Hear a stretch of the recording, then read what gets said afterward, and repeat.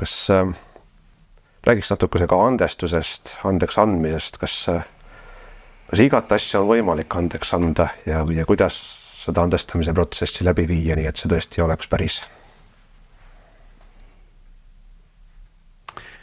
Ja andeks andmine, andestamine on tegelikult väga iidne metoodika, ma ütleks niimoodi.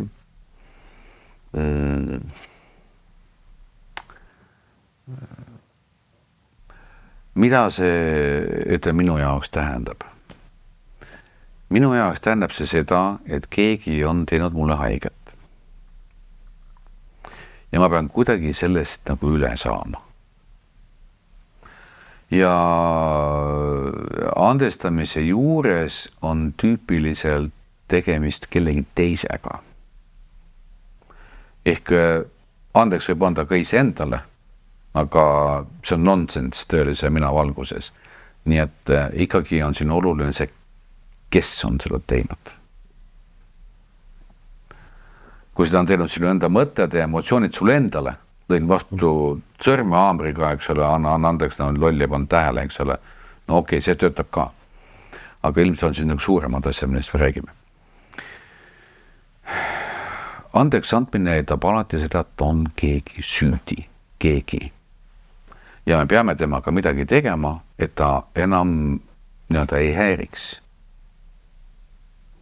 Ehk andeks andmine on selle isiku või teo vabastamine isiksusena protsessist. Mida see tähendab? No, siin ilmselt aitab näide võib-olla väga hästi. Näiteks, no ma ei tea, kujutage kõik ette, kes te siin olete, eks ole, et teil on mingi asi, mis on andeks andmata. No, painab siiamaani, eks ole. Ja ma siis nagu juhendan natukene, et mina teha. Vaata seda olukorda, kui isikut, kes on seda teinud. Võib-olla et sa isik naise või keegi teine.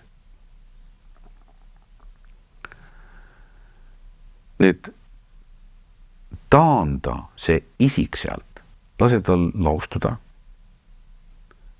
ja ütle seda läbi sõnade, anna andeks.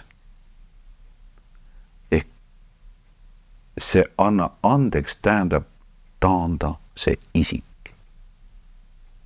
sealt protsessist. Et las ta taandub, nagu kaob ära, nagu hajub ära.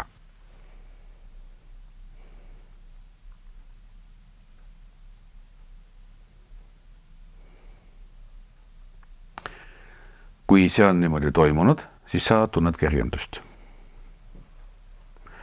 Ehk andeks andmine tähendab isiku taandamist sellest sündmusest või isikute taandamist.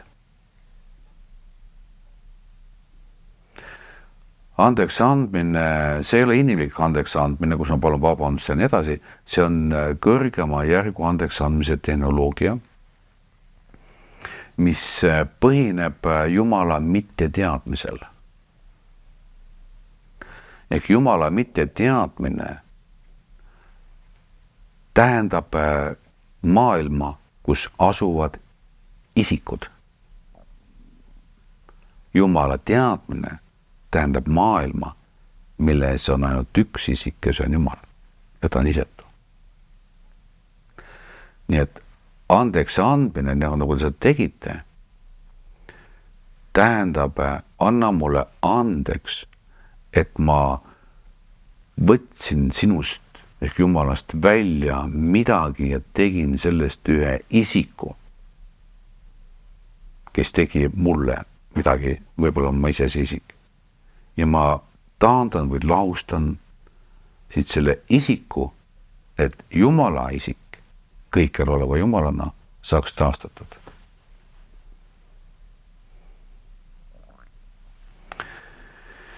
Ja kui see oli teile arusaadav, siis see on ka kriiajoga tehnoloogia.